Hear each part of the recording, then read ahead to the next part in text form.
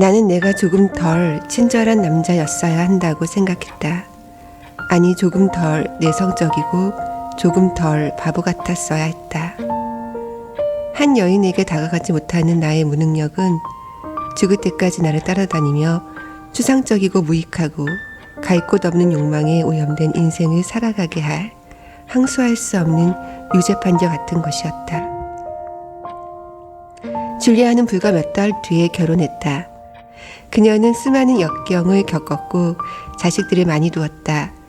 우리는 친구로 남아서 가끔 밀라노에서 만나 화학과 그 밖의 이성적인 이야기를 했다. 우리는 우리의 선택과 인생이 우리에게 준 것들에 대해 불만이 갖지 않았다. 하지만 우리는 만날 때마다 어떤 베일, 숨결, 주사위 던지기로 인해 우리가 원래 우리의 것이 아니었던 두 갈래 길로 서로 비껴가게 된 것 같은 이상하면서도 불쾌하지 않은 생각을 했다. 프리모 레비의 자전적인 소설집 주기율표에 실린 인의 일부를 읽어드렸습니다.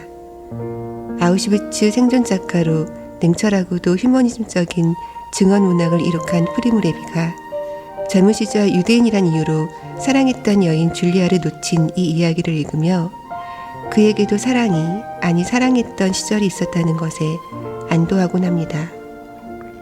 그리고 어떤 사랑은 낯선 도시의 카페에서 이성적인 이야기를 하는 관계로 남기도 한다는 것을 오래도록 기억해야겠다는 생각도 하게 됩니다.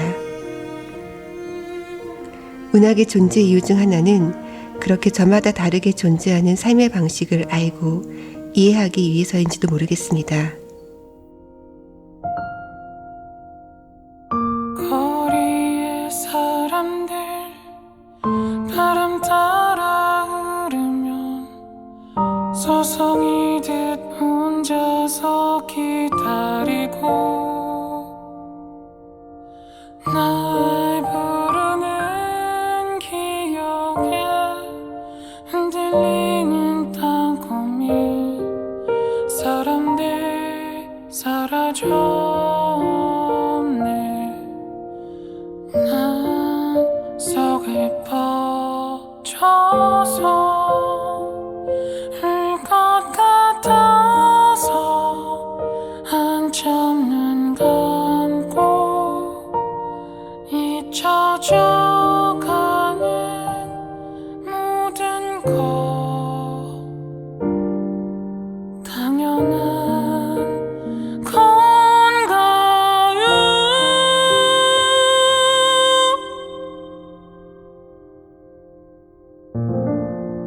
문학 라디오 헤이수의 문장의 소리. 안녕하세요. 저는 문장의 소리 연출을 맡고 있는 조혜진입니다. 지난주에 이어 이번 주도 문장의 소리 특집을 맞아 헤이수 DJ님 대신 제가 마이크를 잡게 되었습니다. 지난주에 특집 이야기를 못 들으신 분들을 위해 한 번 더 설명해 드리면 문장의 소리 첫 책을 소개합니다 코너에서 다루었던 첫 책을 낸 작가님들 중에서 타 기관의 지원과 중첩되지 않는 작가님들 18분을 특집 방송 기간에 스튜디오로 모셔서 더 이야기를 나눠보려고 해요. 그래서 책들의 방 대신 첫 책 작가님을 위한 방송을 두 꼭지씩 총 3회에 걸쳐 연속으로 보내드리려고 합니다. 여러 작가님들이 오시다 보니까 헤이수 작가님뿐 아니라 연출을 맡고 있는 저와 구성 작가를 맡고 있는 정현우 시인님 셋이 번갈아 진행을 맡기로 했습니다. 오늘은 그 세 번째 시간인데요. 알려지지 않은 예술가의 눈물과 자이툰 파스타를 출간한 박상영 소설가, 밤의 징조와 연인들을 출간한 우다영 소설가, 산책을 듣는 시간에 출간한 정은 소설가, 이렇게 세 분을 모셨습니다. 안녕하세요. 먼저 박상영. 안녕하세요. 안녕하세요. 일단 간단한 소개를 먼저 드리겠습니다. 박상영 작가님부터. 네. 안녕하세요. 저는 박상영이고요. 소설 쓰고 있고 2016년에 등단해서 올해 첫 책 방금 말씀드린 몹시 긴 제목의 네. 소설집을 낸 박상영입니다. 네.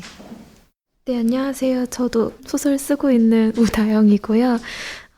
박상영 작가님보단 짧지만 좀 긴 밤의 징조와 연인들을 얼마 전에 출간했습니다. 2014년에 세계문학으로 등단하셨죠? 네. 예, 저는 산책을 듣는 시간을 쓴 정은입니다. 네, 정은 작가님 조금 더 설명해 드리면 2018년 제16회 사계절 문학상 이 작품으로 받으셨죠. 네. 네. 새 작가님 저마다 생애 처음으로 첫 책을 내셨어요. 첫 책을 내고 좀 이전과 이후가 좀 어떻게 달라졌나요? 박상현 작가님은 어떠신가요? 저 같은 경우에는 이제 2016년에 등단했을 때 그 친구들이나 뭐 가족들이 그러니까 등단했다는 소식을 듣고 나서 이제 작가가 됐다는 건 알잖아요. 근데 어디서 네 글 찾아볼 수 있냐? 그럼 사실 할 말이 없는 거예요. 뭐 그 문예지 잡지는 금방 지나가 버리고 딱히 이제 업계 사람들이 아닌 분들이 제 작품 찾아보긴 힘드니까 그래서 약간 반 작가 같은 느낌이었다면 연습생 같은 느낌이었어요. 근데 실제로 이제 올해 책이 나오고 나서부터는 약간 가오가 서기 시작했고 전문적인 용어 아닌가요? 가오? 네. 제가 이렇게 또 고음미가 있는 방송에 나서 이런 단어를 써도 될지 모르겠지만 너무 좋은데요. 네네. 그럼 계속 쓰도록 하겠습니다. 네, 그래서 이제 진짜 작가가 된 것 같은 기분이 들고 또 독자가 거의 처음으로 생긴 것 같아요. 네. 이제 뭐 그 전까지는 그냥 업계분들이 이렇게 아름아름 읽어주시는 느낌이었다면 제가 얼굴을 모르고 정체를 모를 사람들이 읽어주는 경험을 처음으로 하게 되는 거잖아요. 단행본을 내고. 그래서 좀 작가 되는 것이 어떤 것인지에 대해서 요즘 좀 매일매일 새롭게 배워가는 느낌이고, 그러니까 친구들한테 약간 과장해서 이제 내 인생은 책을 내기 전과 후로 나뉘어진다라고 할 만큼 사뭇 다른 느낌인 것 같아요. 네. 네. 뭐 이름표 같은 거 단 기분일까요? 네, 그렇죠. 이름표 네. 같은 거 단 기분이기도 하고, 약간 뭐 모르는 사람들이 마음대로 날 욕해도 되는 권리를 준 것 같은 느낌도 들고, 네. 그래서 열심히 자기 에고 서칭을 매일 하면서 그렇게 살고 있어요. 예. 그럼 우다영 작가님은 어떠세요? 저는 지금 이제 한 달 정도 됐는데 사실 그렇게 큰 실감은 할 틈이 없어서 요새 일단 책이 나온 다음에 되게 바쁘게 보내고 있어요. 그래서 정신없이 지나서 아직 큰 실감은 나지 않고 있습니다. 그렇죠. 제일 따끈따끈하지 않나요? 네. 언제 출간? 한 달밖에 안 네, 됐죠. 11월 중순 정도에 나왔던 것 같아요. 네. 그래서 근데 이제 저도 나오니까 주변 사람들이 똑같이 소설가가 됐다는데 뭘 하는지 잘 모르시잖아요. 네. 대체로 아직도 이제 설이나 추석에 친척 댁을 가면 그 이제 언제 드라마가 나오는지를 물어보세요. 드라마 작가를 오해하시는군요. 그러니까 똑같은 거라고 네. 생각을 많이 하시는 것 같아요. 친구들도 언제 영화 너 이런 걸 볼 수 있냐. 근데 이제 설명을 드리기도 이제 지치니까 노력해 보겠다 이렇게 말씀을 드리는데 책이 나오니까 다들 정말 기뻐해 주시더라고요. 지금 축하 파티를 한 달째 하고 있어요. 그래서 날이 추운데 추울 틈도 없고 맨날 축하를 많이 받고 있습니다. 제일 좋을 때 같은데요. 네. 정은 작가님은 어떠세요? 저는 별로 달라진 게 별로 없는 것 같고요. 네, 생활도 뭐 책 나기 직전이랑 똑같이 생활하고 있고, 근데 대신 예전에는 글을 쓸 때 이게 책이 되어 나올 가능성을 예전에는 10% 미만으로 봤는데 지금은 50% 넘는다는 거가 가장 큰 차이인 것 같아요. 그러면은 용기 같은 걸 얻으신 거였죠? 네, 그런 것도 있고 네. 또 예전에 좀 부모님이 걱정하실까 봐 공무원 수험서 이런 거 사서 책상에 놓고 그랬는데 일부러요? 좀 걱정하시니까 좀 근데 그건 좀 치웠습니다. 네. 또 상금도 좀 있었으니까 그렇죠. 근데 막 검색 같은 건 안 해보세요? 책 나오고 나서? 제가 사실 본명이 정은인데 네네. 그걸 필명으로 하려고 했었거든요. 네네. 왜냐하면 검색이 안 되는 이름이에요. 근데 저는 그거 스트레스 너무 받을 것 같아서 일부러 검색이 안 되는 이름을 했고 정은 검색하면은 좀 마음에 평화가 옵니다. 아무것도 없어요. 정은이라는 이름이 검색이 잘 안 되는군요. 그쵸. 한강 작가님도 검색이 정말 안 네, 되거든요. 맞아요. 너무 이제 다른 대명사가 있어서 네. 그렇구나. 그래서 어떤 면에서 포기하게 되는 거니까 좀 그쵸. 마음이 편하죠. 네. 저도 펜싱 선수가 주로 나오거든요. 그래요? 네네. 소설에도 나오잖아요. 네네. 펜싱, 네. 늘 지고 요즘 그런 생각도 걔도 나를 알까? 이런 자기 이름 쳐볼 텐데. 분명히 알 텐데. 네, 알 것 같고 요즘 약간 이기기도 하거든요. 사진 순서가. 그래서. 네. 재밌네요. 그 박상영, 오다영 작가님은 이제 소설집이고 정은 작가님은 장편 소설이에요. 첫 책을 준비하는 기간은 얼마나 되는지 준비하면서 힘들었거나 뭐 즐거웠던 거 뭐 한 가지씩만 얘기해 주실 수 있을까요? 먼저 오다영 작가님부터 얘기 들어볼까요? 저는 2014년도에 등단을 해서 이제 4년 정도 걸려서 나온 것 같고요. 등단을 하고 활동을 하면서 소설을 쓰긴 썼지만 그냥 책이 나오겠거니 생각만 해놓고 잘 그렇게까지 생각을 좀 못 해봤던 것 같아요, 자세하게. 근데 이게 이렇게 물성이 있는 책으로 나와서 사람들이 다 읽는다는 생각을 못하고 막연하게 책만 내고 싶었던 거예요. 그래서 내고 나서는 지금 좀 얼떨떨하고 준비하면서 즐거웠던 건 사실 소설 쓰기 진짜 재밌거든요. 재미있지만 항상 힘들게 쓰는 건데 소설 한 편 한 편 쓸 때마다 되게 저 스스로 좋았던 것 같아요. 쓰면서 다음 날은 안 좋아지는데 쓰면서는 진짜 좋거든요. 막 너무 재밌잖아 막 이러면서 쓰는데 그런 부분이 그냥 좋았던 것 같고 힘들었던 건 제가 이 책을 내는 올해에 발표도 좀 많이 하고 바빴어요. 그래서 이 책을 제가 내는 것보다 여러 가지 글 쓰는 거랑 겹쳐서 너무 몸도 건강을 제가 잃었거든요. 책을 내면서. 그래서 이 책을 내면서 좀 고생했던 그게 좀 힘들었던 것 같습니다. 네. 4년 정도 걸렸고 쓰는 것 자체가 이제 위로도 되고 또 힘든 것도 되었던 거군요. 네. 네. 정은 작가님은 얼마나 걸리셨어요? 제가 알기로는 좀 길었던 것 같은데. 예, 초고 쓴 게 2014년이니까 좀 오래 고치고 있었고요. 책이 출간되기로 결정하고선 사실 책이 거의 바로 나온 거잖아요. 그래서 좀 기뻤어요. 더 안 고쳐도 되니까. 작가만 해도 되게 인상적이었어요. 수상 소감이 그 수상 자체보다 책을 더 이상 안 고쳐도 되는 게 너무 기뻤다고. 네.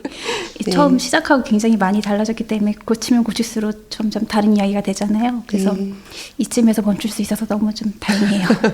네. 알겠습니다. 그럼 박상은 작가님은 얼마나 걸리셨어요? 저도 그 두 작가님이랑 시작은 비슷했던 것 같아요. 저도 습작기를 본격적으로 한 게 2013년, 14년부터였고 실제로 작품집에 실린 작품 중에서 그 당시에 썼던 작품들도 있거든요. 그래서 근데 등단은 2016년에 했고 운이 좋아서 청탁이 계속 있어서 사실 회사 다니면서 그거 쳐내느라고 진짜 죽을 뻔했거든요. 죽지 않을 정도로만 글을 계속 썼었고 행운이 있는 거네요, 진짜. 네, 맞아요. 행운이 있고 때가 잘 맞은 것 같아요, 제가. 그래서 매 계절마다 소설 쓰느라고 거의 2년 동안 한 4-5시간 이상 평일에 잔 적이 거의 없거든요. 매일 아침 새벽에 일어나서 소설을 썼고 그래서 그 매 순간이 힘들었다면 힘들었다고도 볼 수 있지만 한편으로는 그 회사 생활 해보신 분들은 다 아시겠지만 진짜 구리잖아요. 그래서 소설 쓰면서 저는 오히려 그걸 풀었던 것도 있는 것 같아요. 힘들지만 이걸 쓰는 동안은 뭔가 내 일을 한다라는 느낌과 그런 거, 글 쓰는 거 아까 우다영 씨가 말씀한 대로 재밌잖아요. 그래서 네네. 그 재미로 좀 살았고 그리고 뭐 화나는 일 있어도 글로 화내도 되고 그러니까 이제 원래는 그냥 저 집에서 혼자 화내면은 그냥 성격 더러운 애가 되는데 이제 돈도 주고 막 그러잖아요. 그랬으면은 그래서 그렇죠. 그 점이 너무 만족스럽고 책을 묶으면서는 사실 제가 이제 단행본 그 제 표제작 이 상을 받게 되면서 급하게 단행본을 좀 묶게 됐어요. 원래는 조금 더 여유 있게 낼 생각이 있었는데 네. 뭐 출판사도 그렇고 저도 그렇고 이제 물 들어올 때 노를 좀 젓자 하는 마음으로 죽도록 노를 젓느라 올 초에 제가 묶기 시작했거든요. 그래서 거의 되게 빠른 속도로 책을 묶은 편이에요. 그래서 편집자님과 제가 같이 고생을 많이 했고 그 제목 뽑을 때도 사실 힘들었어요. 이게 한 번에 팍 꽂히고 뭐 이렇게 좋은 제목 많잖아요. 5글자짜리 막 그런 제목들처럼 막 경애의 마음, 막 여름 스피드, 쇼코의 미소 이런 것처럼 그럼요. 이렇게 한 번에 기억되는 거를 제가 좀 막 기깔나게 하고 싶은데 제 능력이 안 돼서 지금도 제가 말을 이렇게 많이 하잖아요. 제 수다스러운 본능을 반영한 제목을 선택할 수밖에 없었고 또 표지도 고를 때 한 2번 제가 한 번 엎어졌거든요. 그래서 네, 이것도 편집자님이랑 저랑 같이 이제 게티 이미지 열심히 뒤지고 제 친구랑 또 합세해가지고 셋이서 찾아낸 결과물이에요. 그래서 뭐 매 순간이 힘들었지만 매 순간이 되게 재미있었다고도 볼 수 있을 것 같네요. 그래서 막상 책 받아들였을 때는 좋고 나쁨도 없고 그냥 한 번도 안 열어봤어요, 사실. 예, 지겨워서. 단기간에 너무 막 이렇게 보다 보니까, 예. 세 분 다 즐거우면서도 힘들고 힘들면서도 즐겁고 이런 게 공통점이 있네요. 그럼 이 작품에 대해서 좀 얘기 나눠볼게요. 먼저 박상영 작가님의 긴 제목에 알려지지 않은 예술가의 눈물과 자이툰 파스타라는 소설집을 어떻게 읽었는지 다른 두 분의 소감부터 들어볼까요? 어떻게 읽으셨는지 정은 작가님부터. 너무 재미있게 읽었고요. 사실 제가 영화계에서 일하는 친구들을 둔 영화과 재적생이라서 예. 그런 면에서 너무 재미있었고 특히 그 부산국제영화제 박소라에 제가 깊이 감정이입을 해서 예, 읽고 나서 원래 술을 잘 안 마시는데 술 마시면서 혼자 울었던 기억이 나네요. 진짜요? 네. 극찬이시네요. 네, 정은 예, 작가님이 술을 그쵸? 부르는 책입니다. 네. 그 영화 전공을 하신 적이 있어서 네. 되게 공감이 됐던 것 같아요. 우다영 작가님은 어떻게 읽으셨는지. 네, 저는 이제 소설집이 나오기 전에 많이 읽었었어요. 좋아해서 이제 박상영 작가의 소설 많이 읽었었는데 아마 제일 먼저 읽었던 건 페리스 힐튼 등단작이었던 것 같고 그 다음에 읽었던 게 조회방이었던 네, 것 같아요. 네. 그래서 이 사람은 왜 이렇게 다른 걸 쓸 수 있지? 이렇게 되게 의아했던 것 같아요. 그래서 그 인상을 갖고 그 다음에 실제로 보게 됐어요. 아 그래서 이렇구나 막 이렇게 좀 알게 됐었는데 벽이 내려지던가요? 네. 모든 의문이 풀려서 그 다음에 이제 소설들은 이제 찾아 읽으면 이제 모든 게 납득이 되더라고요. 근데 이제 책으로 묶인 거를 다시 읽어보니까 제가 이렇게 유머가 없거든요. 유머가 없어서 유머를 가지고 있는 작가분들을 진짜로 존경하는데 근데 이제 너무 웃긴데 너무 슬픈 거예요. 항상 읽으면 저는 이 모든 소설이 다 슬펐거든요. 그래서 굉장히 슬픈 소설, 이렇게 웃긴데도 슬픈 소설로 저는 기억이 많이 남았습니다. 네, 그 비슷한 질문을 저도 준비했었는데요. 그러니까 이 소설집에 어떤 욕망이나 어떤 퀴어적인 코드 또 상품의 이름 나열 이런 것들이 많이 나오는데 뭐 가령 제제이 캐리어에서 디스케어드 진 3장과 제니아스트 2벌, 돈 페리뇽 1병, 필립 스트리머 프라다 구두, 바비리스 고데기가 나왔다 같은 이런 표현들이 굉장히 인상적이었어요. 소설이 많이 나오고요. 다른 소설에도. 네. 근데 이렇게 그 어떤 물건, 물질, 상품에 대해서 표현하면서도 좀 쓸쓸함이 계속 전달이 되더라고요. 그래서 박상은 작가님은 평소 어떤 사물과 풍경을 보면서 소설을 쓰시게 되는지 궁금했어요. 제가 막 명품을 보면서 소설에 대한 욕구를 느끼는 건 아니고요. 네네, 그렇죠. 일단 저도 브랜드 원래 광고회사 다녔었거든요. 저희 브랜드 커뮤니케이션에 관심이 많고 주변에 그런 것들 보는 거 되게 좋아해서 네, 그런 요소들이 많이 들어가는 것 같고 막상 소설을 쓸 때는 그 메모장 다른 분들도 어떠신지 모르겠는데 전 핸드폰에 메모 앱이 항상 켜놓고 있어요. 그래서 그냥 친구들이 술자리에서 웃긴 얘기하거나 뭐 아니면 그냥 버스 타고 가다가 웃긴 생각 들거나 그런 것들이 다 그냥 재료가 되는 것 같고 소설 초고를 쓸 때 제일 먼저 하는 일이 그 메모장을 켜서 제가 메모해 놓은 거를 열어보는 일부터 시작이 되거든요. 네. 그리고 뭐 딱히 어떤 순간에 그렇게 생각난다기보다는 거의 매 순간 네 계속 열어놓고 있다 그래야 되나? 그런 거고 막 출근하다가도 갑자기 막 제목 같은 거 떠오를 때 있잖아요. 그럼 급하게 메모장에 적어놓고 나중에 제목 안 생각날 때 그냥 메모장에 쭉 검색해봐요. 제목으로 딱 이렇게 그 해시태그를 달아놓는 거죠. 그래서 좋아 보이는 제목 있으면 그런 거기 기능이 넣고. 있나요? 네, 그러니까 네네네. 뭐 에버노트나 여러 메모 앱에 보면은 그 검색어로 찾을 수가 있어요. 그래서 뭐뭐뭐라고 제목을 이렇게 써놓고 그 다음에 제목 띄어쓰고 제목이라고 해시태그 달아놓으면은 나중에 이제 제목이라 딱 검색만 하면은 그 내가 좋은 제목이라고 생각했던 거 쭈르륵 나오니까 거기에 이제 끼워 맞춰서 쓸 때도 있고 아니면 캐릭터가 신기한 사람 만났을 때도 비슷한 방식으로 이런 어떤 사람이 있다 뭐 전사 같은 거 좀 적어놓고 아니면 대사나 친구들이 가끔 웃긴 얘기할 때 있잖아요. 그런 것도 되게 적극적으로 쓰는 편이고, 그래서 이 첫 번째 소설집에도 제 출친구들이 술 취해서 한 대사들이 그대로 들어가 있어요. 그 친구들은 다 알던가요? 네, 자기인지? 알게 됐고, 제가 사실 그래서 등단하고 나서 제 걱정이 그 처음 등단하기 전엔 이게 누군가 읽을 수 있는 거란 생각을 안 하고 쓰잖아요. 그쵸. 그래서 아무 생각 없이 그냥 친구들 웃긴 얘기를 막 쓴 거예요. 그래서 그 막상 등단하고 책이 나오니까 애들이 이제 제 거를 보게 되고, 아, 나 이제 친구가 다 없어지겠다 이렇게구나 생각을 했는데, 웬걸 끼리끼리 논다고 제 친구들이 상상도 못할 관종이었던 거죠. 그래서 너무 좋아하는 거예요. 자기들 대사를 써줬다고. 그래서 이제 막 더 적극적으로 갑자기 저한테 연락 와서, 사실 우리 아빠 바람 핀다 이러면서 자기들 가정사를 털어놓고 뭐 내 아버지 내연녀의 사진 같은 거 막 보내주고 소설을 쓰라고. 근데 그렇게 흥미로운 얘기는 아니잖아요. 곧잘 다들 바람을 피시니까. 그래서 네, 그런 식으로 네, 친구들의 존재가 저에게는 거의 소설의 원천이 되고 있고, 네, 엄마는 또 싫어하세요. 자기 얘기 쓴다고. 네, 너무 부정적으로 그린 것 같다, 뭐 울고 막 그러시거든요. 그래서 자기 얘기 아니라고 해도 안 믿으시고, 그래서 엄마 병인 것 같다고 약간, 뭐 세상 천지 막 아줌마들이 다 엄마진 않지 않냐면서, 뭐 그래서 읽지 말라고 싸우고 있고, 요즘은 또 연락을 끊었어요. 그래서 엄마 아빠랑. 그래서 창작에 방해가 좀 되는 것 같다고 제가 생각하고 있고. 박상현 작가님은 반대로 누가 박상현 네네. 작가님 모델로 쓴 게 너무 절대 안 화끈하게. 되죠. 아, 그래요? 내가 써야 돼. 절대 안 되죠. 그럼 거의 저의 거의 그 맛집의 맛 비법을 가져간 것과 똑같은 거기 때문에, 만약에 저를 등장시킨다고 하면은 소송을 불살 자신이 진짜? 있고요. 네. 농담이고요. 네. 아, 너무 재밌네요. 네. 나중에 팟캐스트를 하나 하셔야 될 것 같아요. 아, 네. 뭐 불러주시면 언제든지. 아, 제가 부르는 게 아니라 네. 개인적으로 하시면 좋겠다. 아, 제가 하라고요? 아, 네. 네. 시간 남아 할게요. 네. 소설에 이제 인스타그램, 뭐 어떤 커피숍 브랜드, 뭐 영화 관련 공간과 인물들, 그 예전 어떤 소설들보다는 확실히 지금의 어떤 문화 흐름 같은 것이 잘 녹아들었다는 인상을 받았어요.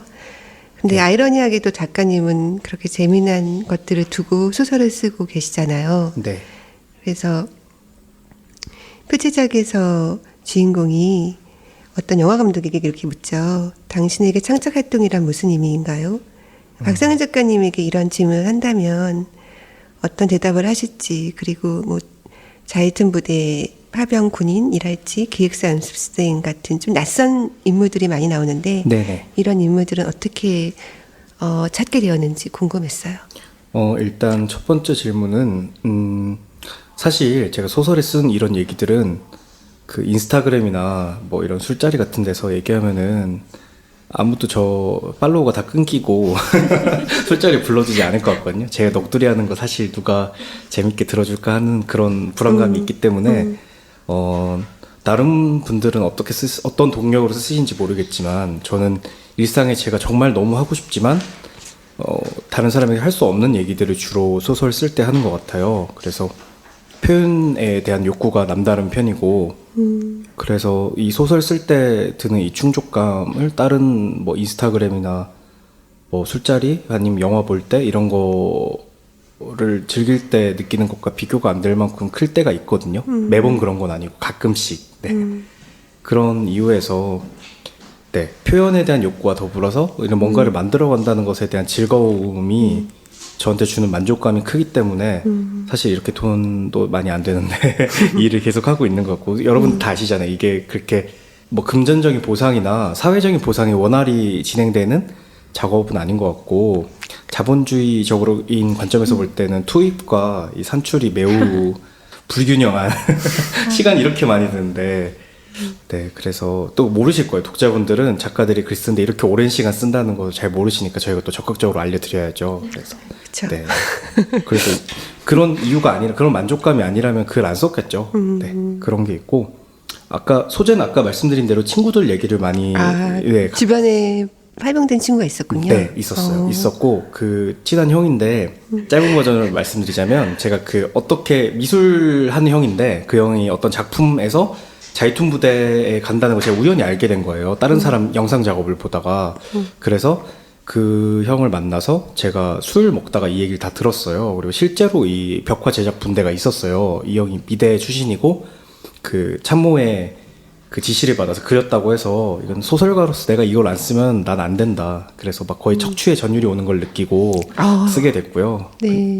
원래는 장편으로 쓰려고 그랬는데 네, 되게 낯설어서 새로웠던 소재였어요. 맞아요. 네, 예. 네, 네. 그래서 총알을 품고 있다가 네. 이제 또 1년 뒤에 리턴 청탁이 오잖아요. 등단하고 나서 네네. 그때 딱 제가 지금 안 터뜨리면은 나중에 다시 지면이 없을 수도 있겠다는 생각이 들어서 그냥 약간 총 쏘는 느낌으로 썼습니다. 예. 어쨌든 다음 장편도 그럼 기대하겠습니다. 네, 감사합니다.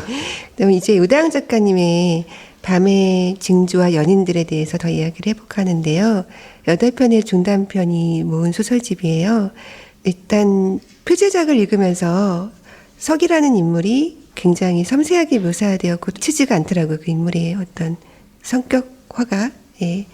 그래서 예술가지만 예술의 여러 알바를 전전하는 그런 현실도 되게 공감이 되었고, 그 여러 직업에 나와서 좀 다른 어떤 신인 작가들의 단편집이나 소설집에서 봤을 때보다 인물들의 직업군이 다양해서 좀 신선했어요. 예. 그래서 작가님은 이제 글을 쓰시니까 혹시 어떤 다른 직업이 있나 이런 것도 궁금했고, 또 이런 직업들을 알게 된 계기랄지 소설 속 인물로 설정하게 된 계기 같은 것이 궁금했어요. 저는 사실 직업이 없고요. 전업 작가시죠? 네, 예. 제가 너무 전업 작가 거의 없는데. 박상훈 제가 작가님이 오늘 퇴사하셨다고. 어머, 너무 축하드려요. 감사합니다. 진짜 미리 네. 축하를 드렸어야 되는데. 오늘부터 백수는 아니 전업 작가시라고 네, 하셨습니다. 네. 진짜 축하드리고요. 네네. 다영 씨는 또 가정에 되게 큰 도움을 주신다고 들었어요. 요리도 하시고. 네, 제가 막 소설 끝나면 그 마감 스트레스를 요리로.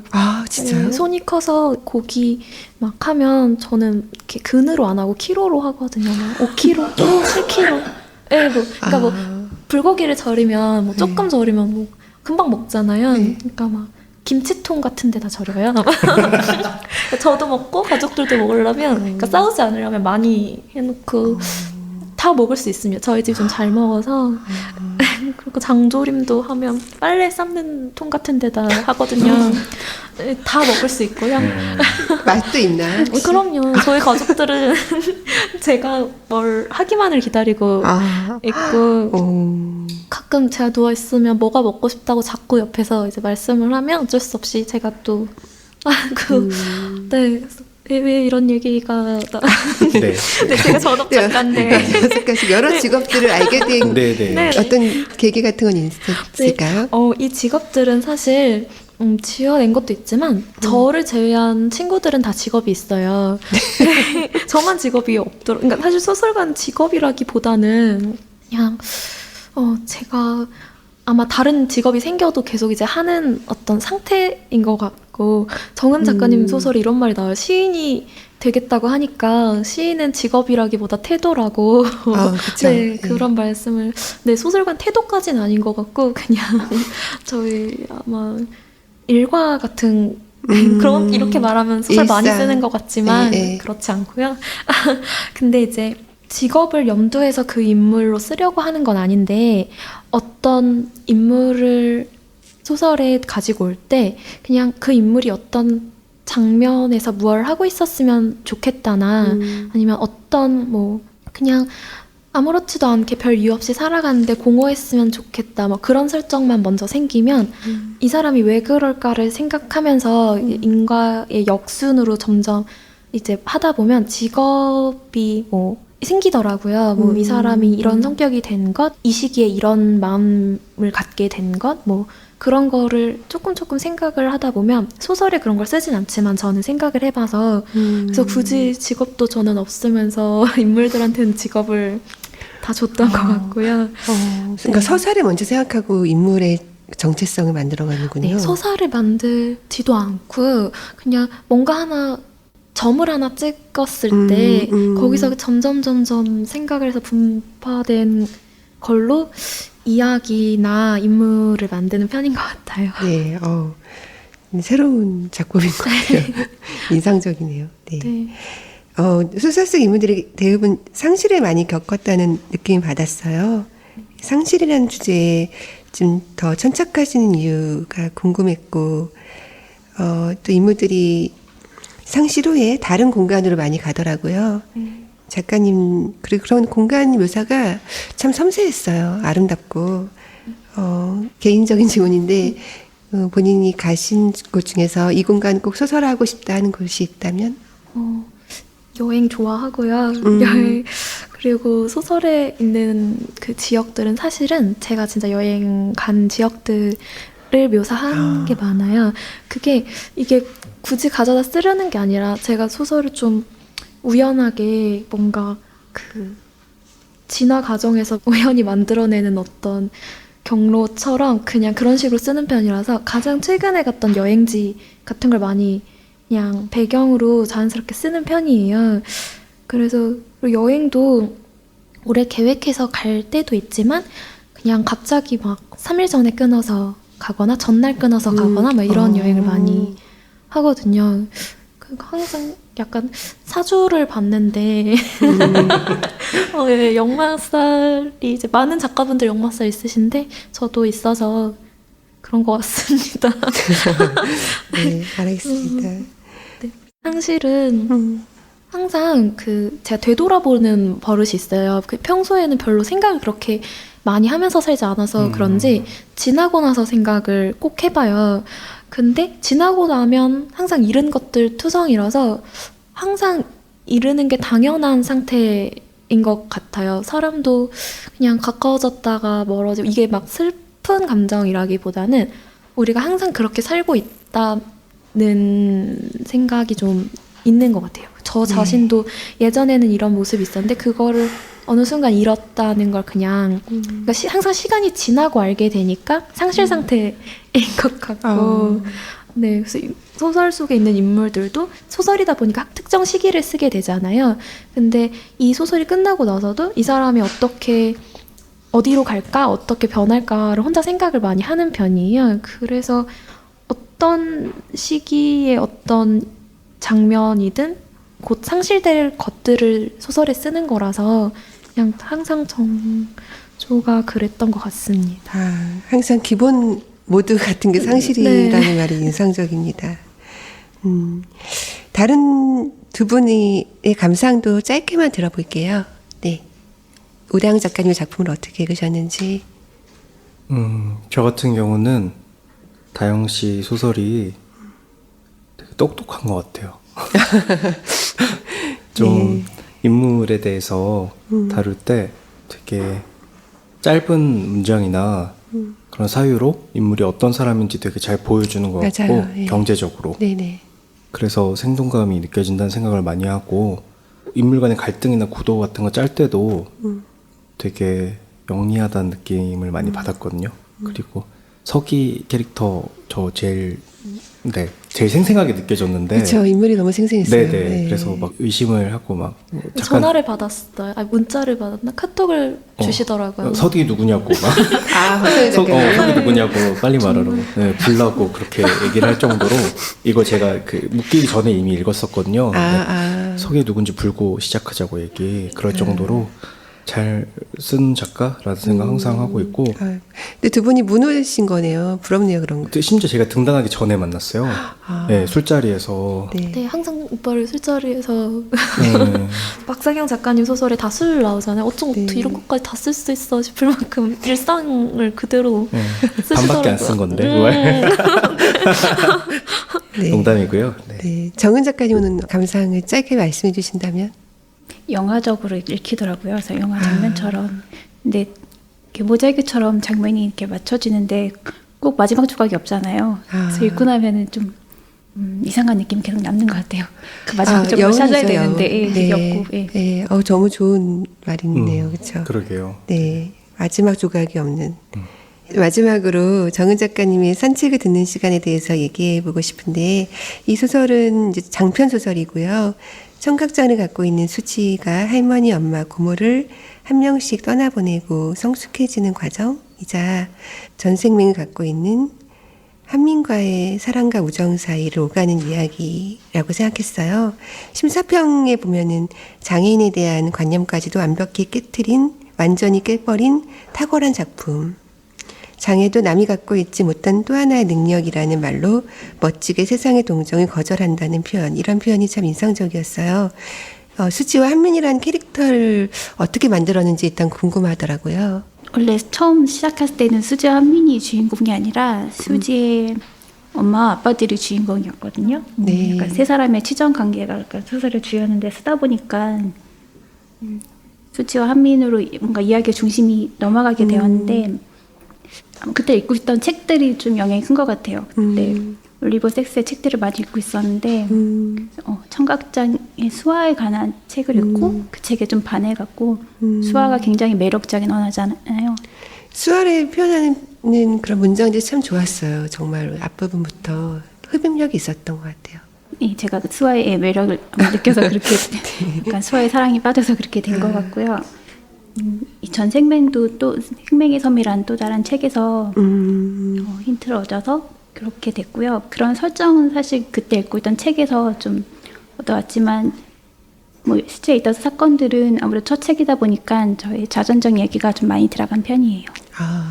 자전적 얘기가. 예, 저도 어릴 때 집이 하숙집이었거든요. 그랬구나. 예, 거기 있던 집도 제가 어릴 때 살던 집이랑 거의 구조도 비슷하고 그리고 한미는 저희 군 남신들의 얘기가 좀 많이 들어갔는데 여러 명이 이렇게 합쳐져서. 네, 그래서 약간 좋은 한민으로. 점만 나쁜 점 빼고 좋은 점만 착하시다. 한민이랑 완벽하더라고요. 캐릭터가 그렇죠. 멋있더라고요. 그러니까 있을 수가 없는 캐릭터잖아요. 서기와 한민에 대해서 오늘 해봐야 될 것 같은데요, 지금? 녹음이 끝난 뒤에 두 번. 네.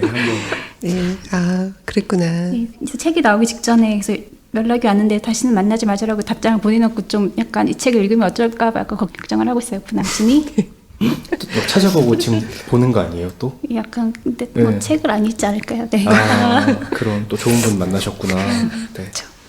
예술에 대한 경외심이 있는 그 책 안 읽는 사람이 작가들의 좋은 배우자라고 하더라고요. 그래서 그런가요? 네네. 그래서 뭐 공대생 만나라고 친구들이 그런 얘기 많이 하고 많이 듣고 있고요. 만나고 아니 있다고요? 공대생을 꼭 만나야 한다는 소리. 많이 듣고 있다고. 네네. 네. 그리고 소설에 대해서 더 얘기하자면 이제 따뜻하고 되게 깊이가 있는 소설인데도 유머러스한 부분이 있어요. 되게 예를 들어서 그 수지가 인공 아우 수술을 받고도 헤드폰을 끼고 다니는 그런 설정도 그렇고 시인 임명장을 받고 이런 소재도 되게 재밌었고 할머니의 유언도 보통의 할머니는 아니잖아요. 그런 것도 유머를 느꼈어요. 그래서 작가님도 유머를 인생에서 중요한 요소라고 생각하며 잃지 않기 위해서 노력하시는 편인가요? 저는 굉장히 진지한 사람이고요. 그런 것 평상시에도 같아요. 굉장히 예. 진지한 말만 하는데 가끔 사람들이 그걸 이렇게 농담으로 이해할 때가 많아서 오히려 좀 당혹스럽고요. 근데 책은 재미있어야 끝까지 읽잖아요. 그래서 네. 재미있게 쓰려고 노력을 하는 편입니다. 그럼 앞으로도 다음 차기작에서도 이런 유머를 잊지 않으려고 하시는 건가요? 그렇죠. 유머를 점점 늘려야겠다고 생각하고 있죠. 네. 그래요? 근데 유머 있는 소설 쓰는 거 되게 어렵잖아요. 네, 전 그쵸. 포기하고 아예 절대 안 쓰거든요. 네. 그래서 저도 유머가 안 되는데 참 부럽습니다. 네. 그러면은 다른 두 작가님도 산책을 듣는 시간을 어떻게 읽으셨는지 우다영 작가님부터 들어볼게요. 네. 저는 일단 불완전한 사람들이 같이 살아가는 모습, 형태에 대해서 이렇게 세밀하게 묘사를 하신 부분이 정말 좋았고요. 그리고 여기에 나오는 여러 인물들이 예상하고는 좀 다르잖아요. 그래서 어디로 튈지 몰라서 어떤 상황이 될지 제 예측을 계속 벗어나는 부분들이 굉장히 재밌었고 그리고 정말 아까 이제 막 좋은 부분만 뽑아서 한민을 만드셨다고 했는데 그래서 그런지 여기에 나오는 이 주인공 수지의 마인드도 이렇게까지 균형감 있게 세상을 바라보다는 게 정말 신기했어요. 그래서 네, 신선한 면이 네네. 있었다는 말씀인 것 같아요. 네, 네. 그래서 굉장히 인상 깊게 네. 읽었습니다. 그러면 박상은 작가님은 어떻게 읽으셨어요? 저는 사실 그 이 작품 전 버전을 봤었거든요. 아, 네. 그 다른 서사들이 많이 있었는데 네. 그런 거를 배제하고 되게 좋은 캐릭터성을 잘 남겨놓으시고 그게 되게 인상적이었어요. 제가 좋아했던 캐릭터와 부분들이 다 살아있고 더 선명해졌더라고요. 분량이 많이 줄었는데 그래서 그게 역시 뭐 영화라는 전공이 영향이 있을지 없을지는 잘 모르겠지만 그 설정 만드시는데 되게 탁월하시구나. 아까 앞서 말씀하신 그 소리를 듣지 못해서 음값을 무게로 느끼는 설정 같은 것도 되게 전 탁월하다고 생각했고 그 캐릭터들이 서로를 이렇게 갈등을 만들어가는 방식 같은 것도 좀 되게 유려한 느낌이 있었거든요. 네네. 저는 그래서 이게 첫 장편이라고는 생각지 않을 정도로 네. 네, 그 처음부터 끝까지 매끄러워졌고. 재밌게 읽히는. 네네. 네. 이제 문장소리 첫 책 작가 특집 마칠 시간이 다 되었는데요. 세 분 보내드리기 전에 차기작과 또 세 분의 작품에서 공통되는 소재랄지 인물들의 어떤 지지대가 영화 같더라고요. 그래서 내 인생의 영화 한 편을 부탁드리고 싶습니다. 먼저 박상은 작가님부터. 네, 저 차기작은 올해 봄 무렵에 2019년 봄에. 네네 봄과 여름 사이에 네네.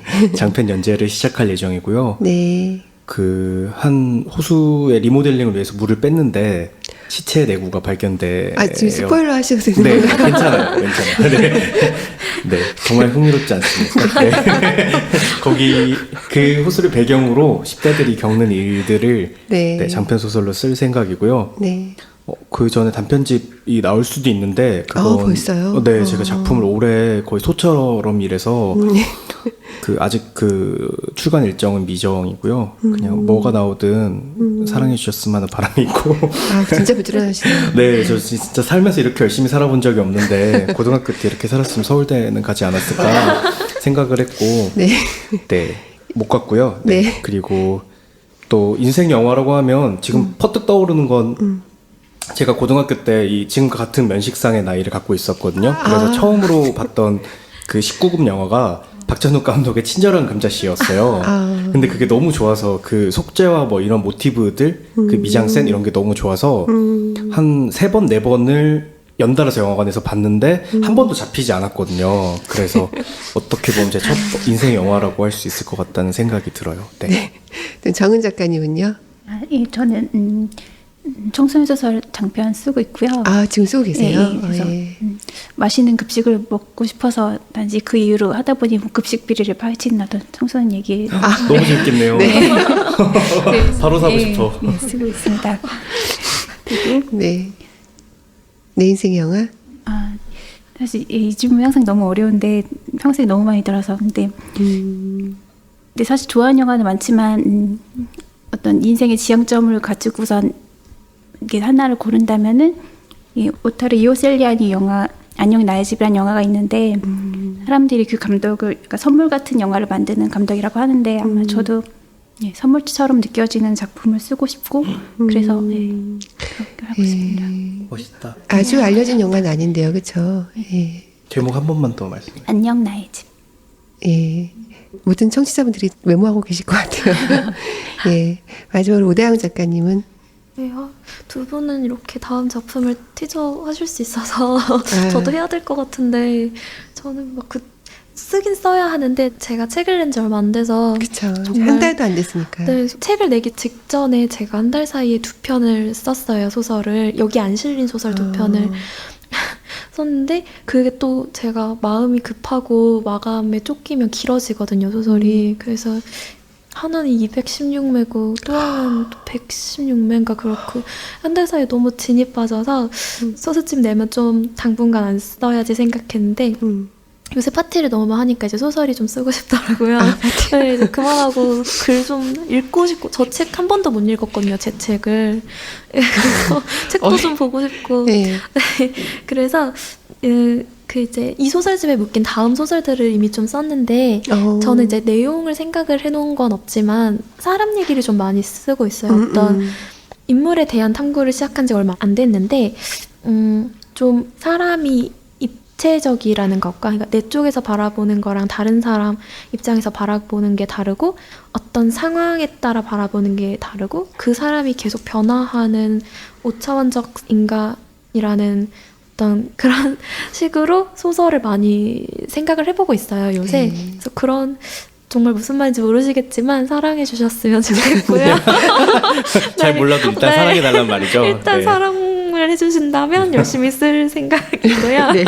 영화는 제가 지금 이제 이런 소설에 대해서 많이 생각을 하고 있어서 원래 하나 고르기를 진짜 못하지만 그런 생각을 하는 걸로 했을 때 드니 빌레브의 그을린 사랑이라는 영화가 있는데 그게 막 사랑 때문에 증오하는 사람도 생기고 그 대상이 계속 변화하면서 서로에게 상처를 주고 그러니까 결국에 마지막에 가서는 사랑하는 대상과 증오하는 대상이 다르지 않다는 상황을 스포일러 아닌가요?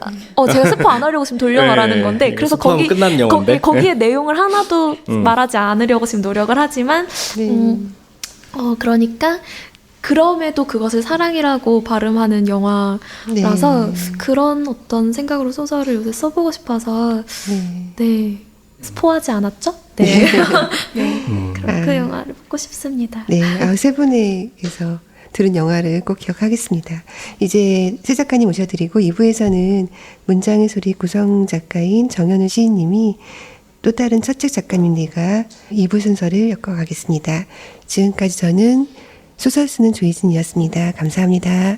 감사합니다. 감사합니다.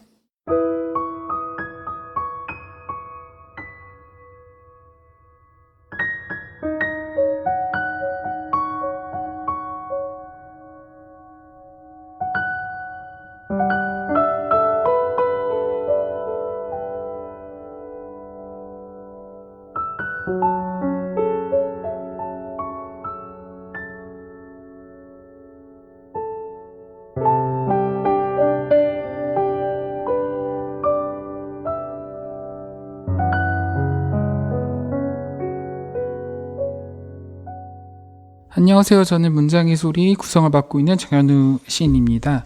오늘은 제가 DJ를 맡게 되었는데요. 오늘은 이윤옥 시인, 그리고 김연아 시인, 그리고 나영 작가님 이렇게 세 분 모시고 이야기 나눠보도록 하겠습니다. 반갑습니다. 짧게 소개 좀 부탁드리겠습니다. 네, 안녕하세요. 저는 시 쓰는 김연아입니다. 네, 반갑습니다. 반갑습니다. 반갑습니다. 이은옥입니다. 네, 반갑습니다. 네, 반갑습니다. 나영 작가님. 네. 전화로 뵙다가 실제로 이렇게 뵈니까 너무 얼굴들도 너무 밝으시고 더 좋아지신 것 같아요. 네. 네. 이윤옥 시인에 대해서 먼저 소개를 해드리자면요. 1995년 경향신문으로 데뷔를 하셨고요. 첫 시집 나에게는 1000개의 서랍이 있다를 주관하셨습니다. 그리고 다음으로 김연아 시인은 2008년 현대시학으로 데뷔를 하셨고요. 시집 달의 기식자를 출간하셨습니다. 마지막으로 나영 작가님은 2010년 서울신문으로 데뷔를 하셨고 동화 햇살 왕자를 출간하셨습니다. 첫 책을 내신 후에 굉장히 바쁘셨을 것 같아요. 세 분 다. 어떻게 지내셨는지 근황이 궁금합니다. 김연아 선생님. 저는요, 전에는 청탁이 오면 이미 준비된 시를 보내면 그만이었는데요. 이제 시집 내고 나서 청탁이 마구 밀려오니까 나중에는 좋은 시를 내지 못할까봐 불안하기도 하고요. 청탁이 그만 왔으면 하고 바라기도 했어요. 저는 사실 태고 강박이 있어서 시가 오래 발효돼서 내놓는 걸 좋아하거든요. 그래서 요즘은 꾸준히 그냥 쓰고 있습니다. 한번 퇴고하면은 몇 시간, 몇 분, 언제까지 하게? 저는 태고를 꼭 7번에서 10번 이상 새로 편집할 정도로 해요. 네. 시 한 편 해가지고요? 네. 되게 오래 하시는구나. 네. 다음, 이윤옥 선생님은?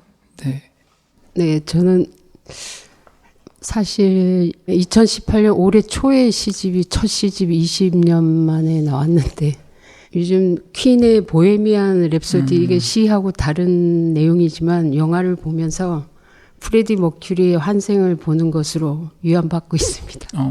그러니까 주인공으로 나온 이제 라미 말렉에게 저는 적극적으로 오스카를 추천하고 싶습니다.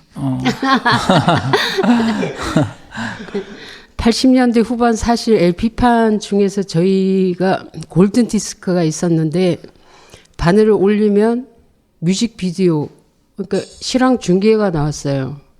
그래서 저는 그때부터 핑크 플로이드의 더 워리나 퀸을 보고 충격받았어요. 사실. 그게 시를 쓰게 한 원인이 된 것도 같아요. 그래서 뭐 퀸이나 밥 딜런 이런 아티스트 곡은 모두 그 당시에는 시였습니다. 그래서 그대로 흡수돼서 저에게 전이돼 왔고, 그래서 지금 현재 이 시대 2018년 대한민국을 뒤흔들고 있는 퀸이 20대들에게 어떤 열광을 하게 하는 것이 저가 20대 때 열광한 거하고 똑같아. 그래서 음악은 정말 영원하구나 이런 생각을 하면서 음악과 시 이런 세계에 좀 빠져 있었기 때문에 지금 상당히 좀 저 기분도 업돼 있습니다. 시집을 거의 20년 만에 내신 거죠? 네, 그렇죠. 퇴직을 하고 네.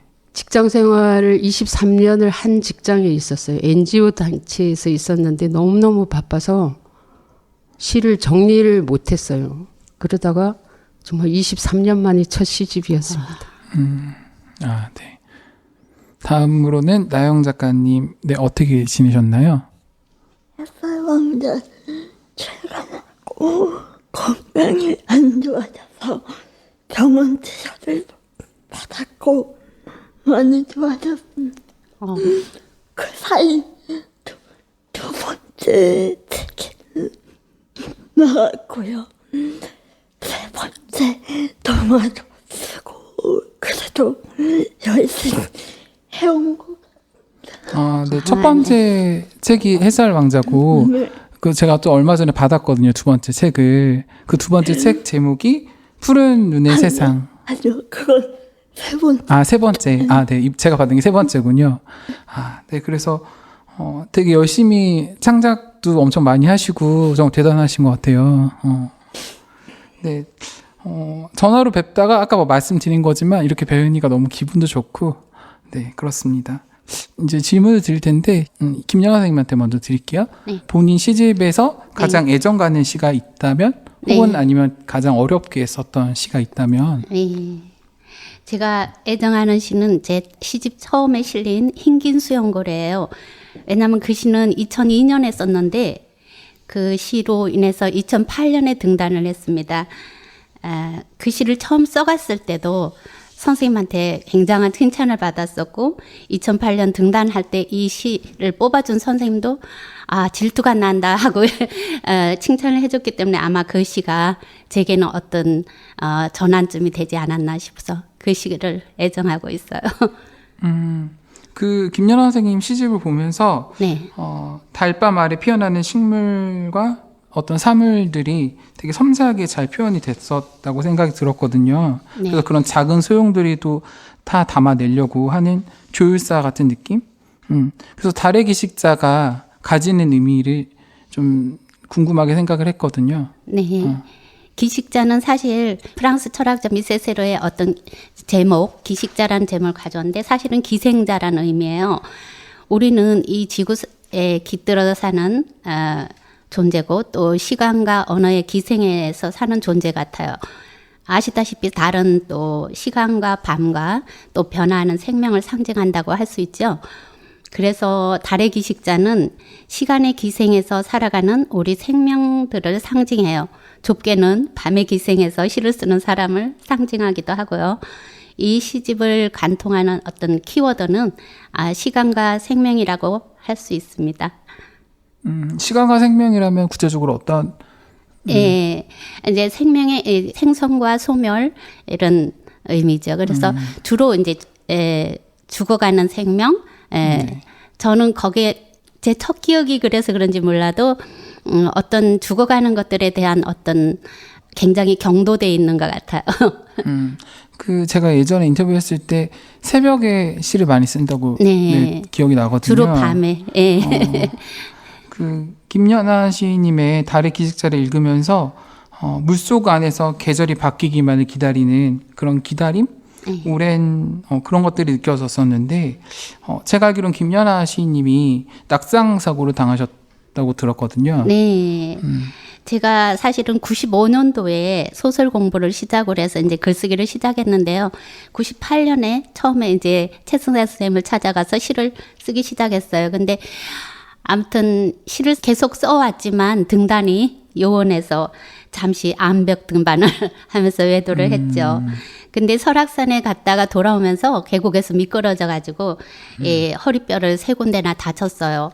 그래서 1년을 누워 지내면서 비로소 온전히 시에 몰두할 수가 있었어요. 아마 시를 쓰라고 꼼짝 못하게 붙들어 놓은 게 아닌가 싶었어요. 왜냐하면 그때 심화에 들린 것처럼 어떤 시의 축복을 마구 받던 시기였죠. 그리고 그 다음 해에 등단이란 걸 했습니다. 그때 시간이 되게 네. 뜻깊을 것 같아요. 한 네, 1년 제게는 동안. 아주 굉장한 전환점이었죠. 못 걸을 수도 있었던 상황이었죠. 네. 그럼 재활이 되게 힘들었을 텐데. 예, 아주 뻣뻣해서 세수하기가 기린이 2발을 벌리고 이렇게 물 먹을 때 하고 같은 포즈로 세수를 했습니다. 네.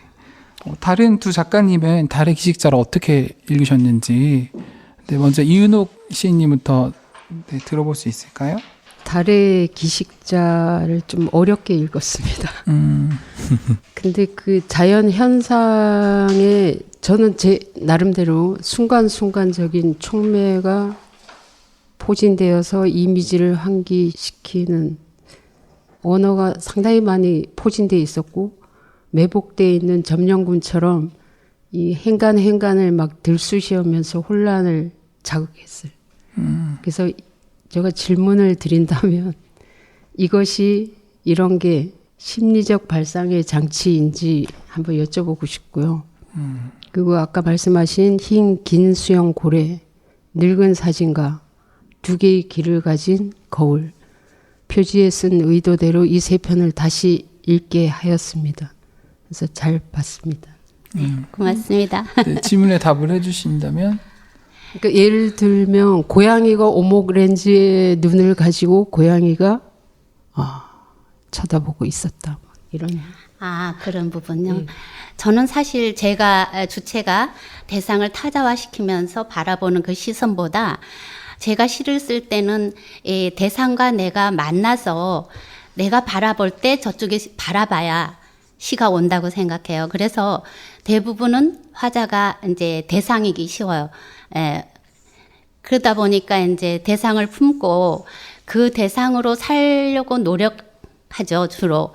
그리고 늘 이제 그 사랑에 빠진 듯이 대상을 품고 밥을 먹고 일어나고 잠자고 하는데 어느 순간 잠들기 전에 비몽사몽 그런 순간에 대상이 말을 걸어와요. 그래서 그걸 받았어요, 저는. 그리고 제가 밤에 늘 이제 그 머리맡에 수첩에다 받아 쓰다 보면 아침에 일어나면 제가 알지도 못하는 언어들이 적혀 있기도 하고 꿈속에서 심지어는 시의 제목이라든지 시의 어떤 이미지 그런 것들을 꿈속에서 이렇게 나타나요. 그러니까 제가 시를 쓸 때는 일단은 나는 모든 것을 받아 쓰겠다.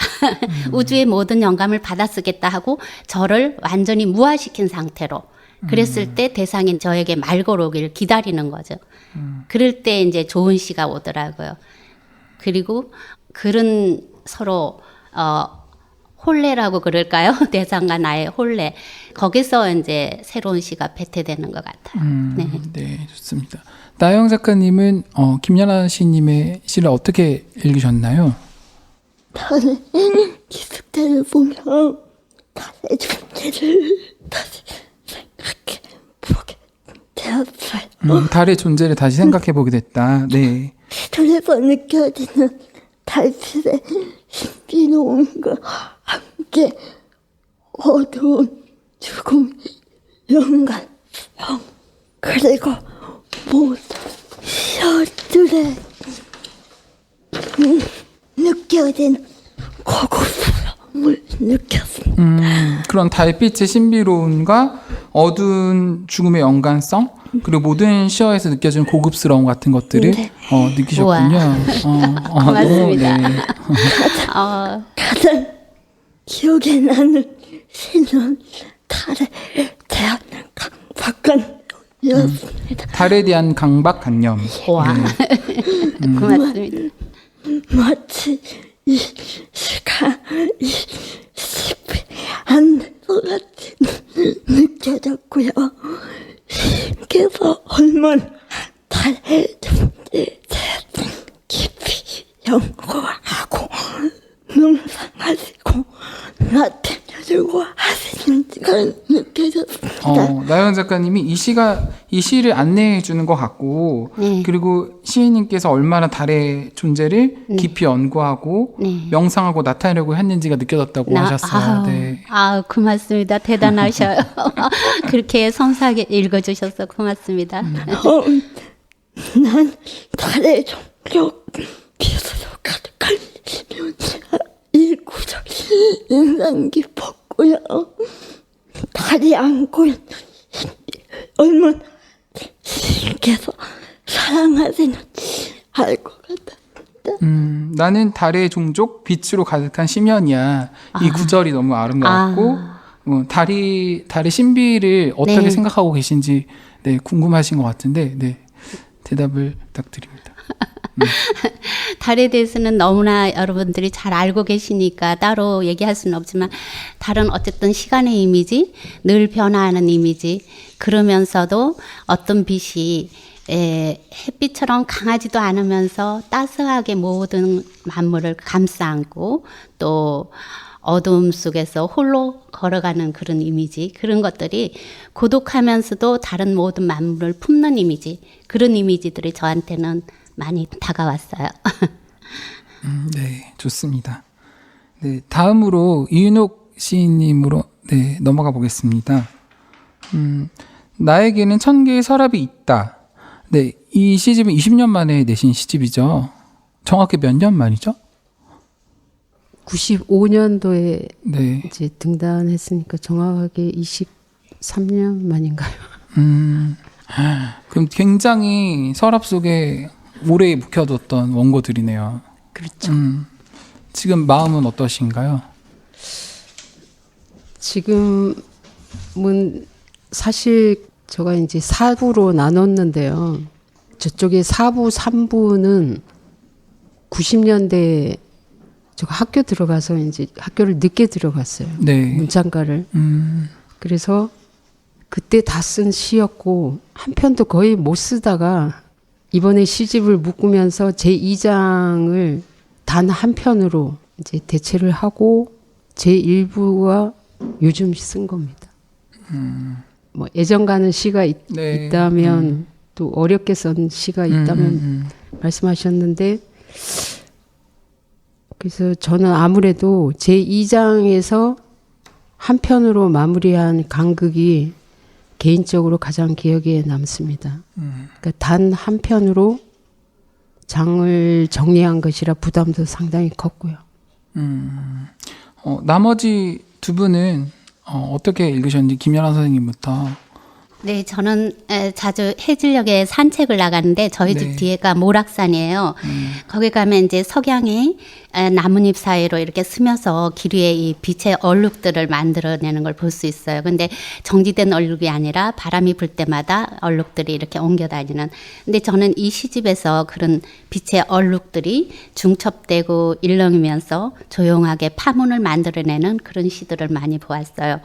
약간은 톤 다운된 그런 색조를 띠고 절제된 슬픔을 기로 올리는 그런 시들이 참 좋았습니다.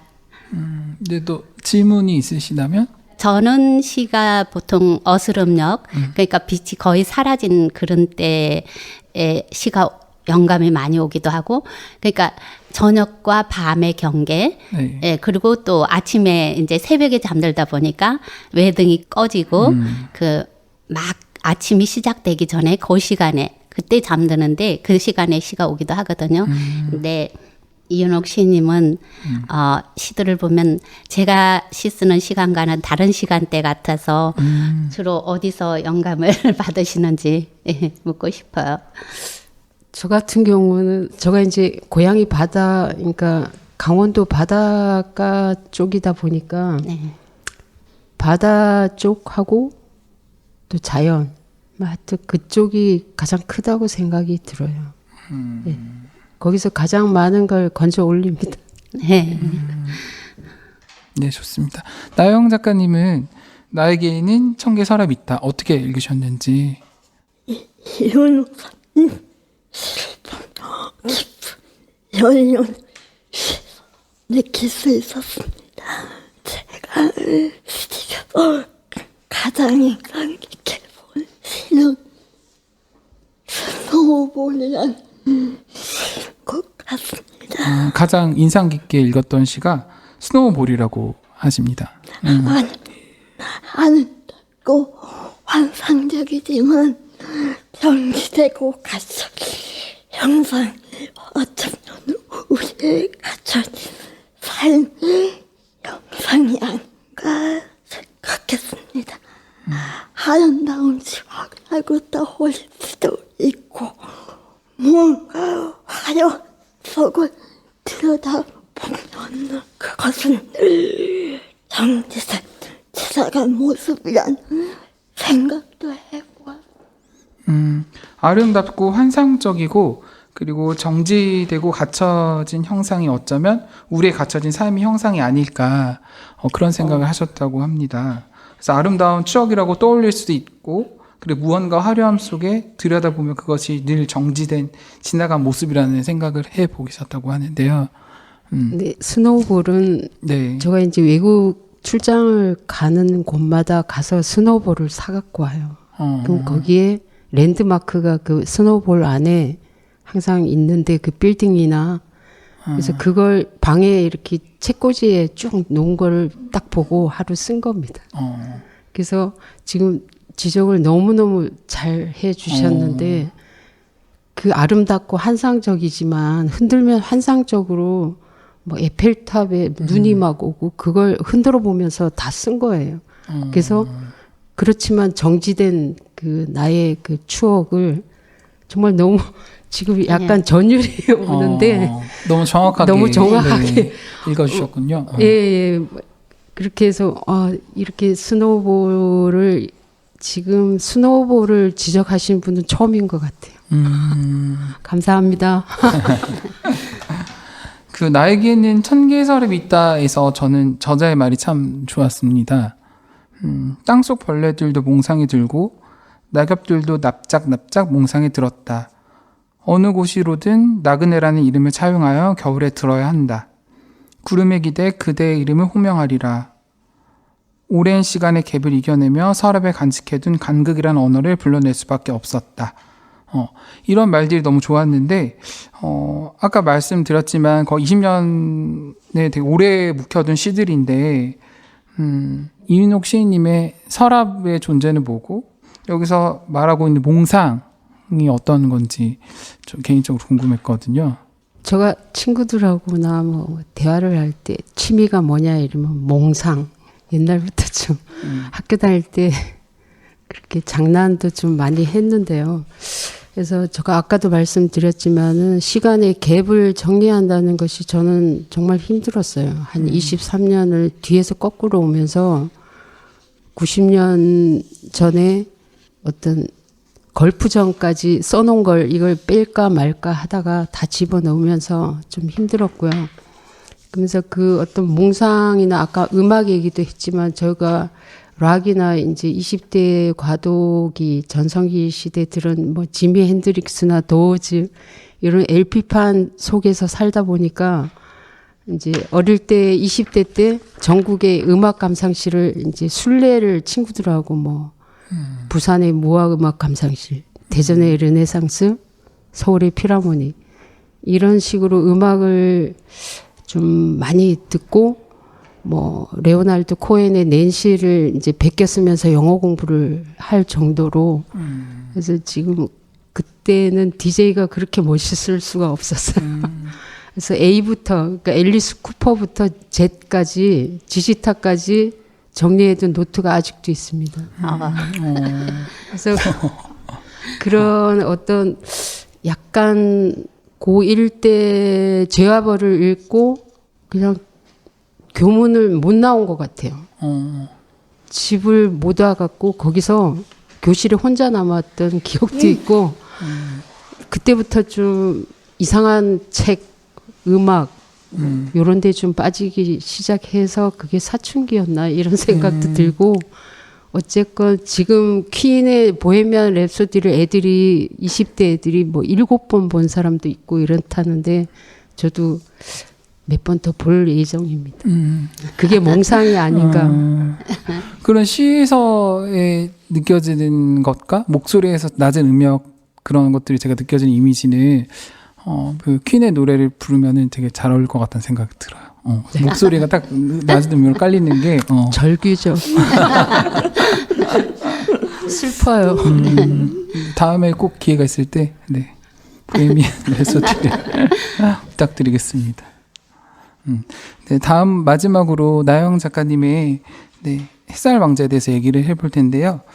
햇살 왕자는 수양대군이 조카인 단종의 왕위를 찬탈한 역사적 사실을 사랑과 용서라는 키워드로 새롭게 재해석한 동화인데요. 단종을 햇살 왕자로 수양대군을 성숙부로 허구함으로써 독특하고 재미있는 단종 이야기로 엮어냈습니다. 그런 주인공 단종이 중간중간에 나오는 혼잣말들이 세밀한 감성 같은 것들이 되게 많이 느껴졌어요. 역사를 동화로 소재를 삼은 이유도 궁금하거든요. 역사를 동화 속에서 삼는 특별한 이유는 없습니다. 아, 특별한 이유는 없군요. 다만 제가 말하고 싶고 전달하고 싶은 인물이 그 시대에 살았다고 해야 할까요? 말하고 싶고 전달하고 싶은 인물이 그 시대에 살았다고 해야 될까? 네. 현실이 아닌 과거로 가는 것은 아마도 우리가 지금 알고 있는 것 외에 그 속에 우리가 모르는 이야기가 더 있을지도 모른다는 의구심도 있고 겨우 과거를 말했지만 참 묘하게도 과거 현실 통하는 게 아, 과거로 가는 게 우리가 모르는 이야기가 더 있을지도 모르는 의구심이 생기고 그리고 참 묘하게도 과거와 현실은 통한다는 그런 말씀을 해주신 거죠. 네. 결국 우리가 지향해야 할 본질은 한다는 것이죠. 그것을 저는 아이들에게 잘해서 전해주고 싶은 것 같습니다. 우리가 지향해야 할 점은 이제 본질은 하나인데 그것을 이제 아이들에게 전해주고 싶은 마음이 있으시다는 거죠. 아, 다른 두 작가님은 시인님은 어떻게 읽으셨나요? 햇살 왕자. 우리가 아는 인물이기 때문에 벌써 마음이 아픈 상태에서 읽게 됐는데 제가 여기서 햇살 왕자가 우리는 항상 피해자라고 생각하지만 여기서는 햇살 왕자가 어떤 어려움이 있어도 피해의식이 없더라고요.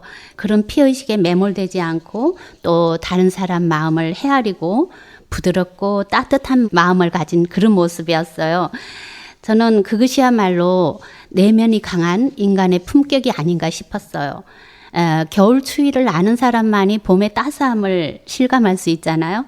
이런 가혹한 운명도 자신의 그 가치로 전환해가는 그 햇살 왕자의 내면에 저도 울컥하면서 위로를 많이 받았습니다. 다 읽고 다시 첫 페이지를 펼쳤을 때 그 나비 이야기가 처음 읽을 때와는 다르게 읽히더라고요. 나비를 놓쳐버린 사람의 그리움 같은 거, 그런 게 읽혔어요. 그 그리움을 품고 자신의 믿음을 지켜가는 그 왕자의 내면이 바로 이 작가의 내면이 아닌가 싶었습니다. 아, 네, 고맙습니다. 네, 이윤옥 시인님은 어떻게 읽으셨나요? 저는 동화에 관심이 좀 많거든요.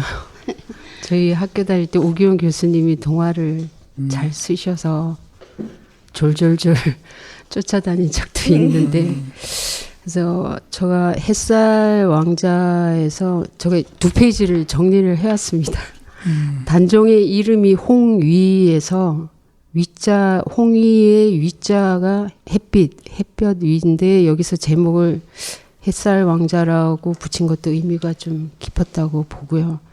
그래서 3가지 고리가 신념과 빛, 그 다음에 사냥감이다, 나는. 그래서 이 세 가지 고리가 이 책을 말해주고 있는 것 같아요. 근데 그러나 하나만 말씀드리면 단종의 시점이 1인칭 주인공 시점으로 썼는데요. 그러면 일방적 독백이 좀 뭐 잘 가시오 안녕히 이런 문장이 많이 나오는데 이걸 현우의 시점에서 1인칭 관찰자 시점으로 썼다면은 좀 더 자유롭고 독창적인 해석이 가능하지 않았을까 하는 생각도 한번 해봤습니다.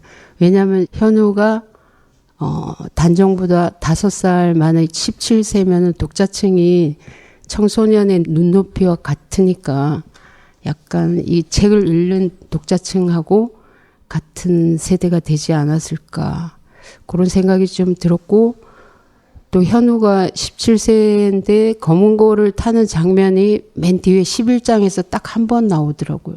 그것도 좀 아쉬웠고요. 그래서 126페이지에 보면 백성들과 신하들을 위해 자리에서 일어난 그러니까 옥좌에서 내려온 장면. 그다음에 130페이지에서 나는 그저 햇살 같은 사람이다. 빛을 닮았고 빛을 향해 달리는 아이였다. 이 부분이 가장 결정적인 장면이었다고 봅니다. 그래서 아까 김연아 시인님이 말한 그 나비 얘기 저도 숙부가 한 손 안에 준 흰나비가 빛이 되었고 흰나비는 세상을 비추는 영원한 햇살 왕자로 결론을 지어주셨어요. 작가님께서. 그래서 여기서 나비는 저희가 일반적으로 시를 쓸 때 저만 그런지 모르겠지만 나비는 죽음을 상징하는 장치로 작가가 의도적으로 끌어온 것인지 여쭤보고 싶습니다. 맞아요. 네. 저도 비슷한 생각이고 질문인데 나영 작가님이 쓰신 햇살 왕자는 자신의 비운도 스스로 포옹하고 오히려 당당하게 포옹하려는 군왕의 모습이 잘 드러나 있거든요. 그래서 무엇보다 단종의 내면을 자세히 섬세하게 초점을 맞추고 있는데 단종의 어떤 부분들을 그렇게 그리고 싶으셨는지. 제가 답에서 좀 말씀드렸듯이 제가 햇살 왕자 궁극적으로 보여드리고자 했던 것은 저 너머 세상이었습니다. 그 길을 햇살 왕자는 너무 어린 나이에 갔는데 과연 어떻다고 해서 슬프고 가엾게만 갔을까? 전 그러지 않을 수도 있을 것 같았습니다. 그 햇살 왕자가 너무 어린 나이 갔는데 과연 어렸다고 해서 슬프고 가엾게만 갔을까? 그게 아닐 수도 있다고 생각이 들었다는 거죠. 얼마든지 자신의 운명을 받아들이고 자신의 신념을 갖고 꿋꿋하게 갈 수 있다는 생각을 했고 모든 생각을 다 할 수 있다는 것을 자신의 운명을 받아들이고 자신의 신념을 가지고 살아가는 것. 네. 많은 것들을 느끼게 해주는 답변이었습니다. 이제 맞춰야 되는 시간이 점점 왔는데요. 마지막으로 문장의 소리 청취자분들에게 어떤 시인으로 남고 싶은지 어떤 작가로 남고 싶은지 한마디씩 부탁드려도 될까요? 네, 김연아 선생님. 네, 우리가 존재라고 말할 때 왜 있음이란 말은 사실은 이음이라는 말에서 나왔다고 해요. 그래서 저는 그 사람과 사람 또 사람의 내면과 우주를 이어서 미세한 것 중에 미세한 것을 포착하는 그런 시인으로 성장해 가고 싶습니다.